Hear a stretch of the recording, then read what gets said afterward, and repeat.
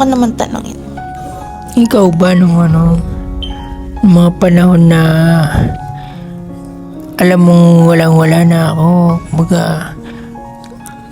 as in wasted na ako nung panahon na na-aksidente si Papa. Bakit hindi mo ako iniwan? Ma! Ang ganda ng tanong nun. Bakit ba hindi? Alangan naman kasi iwanan kita nun. Hindi Hindi mo mga kita. ganun.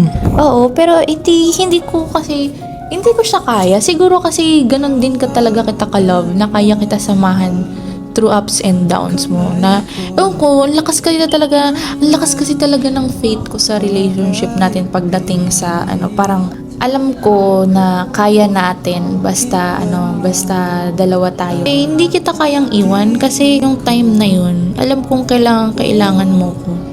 Nakikita kitang umiiyak. Hindi ko nga kaya na nakikita kang umiiyak eh.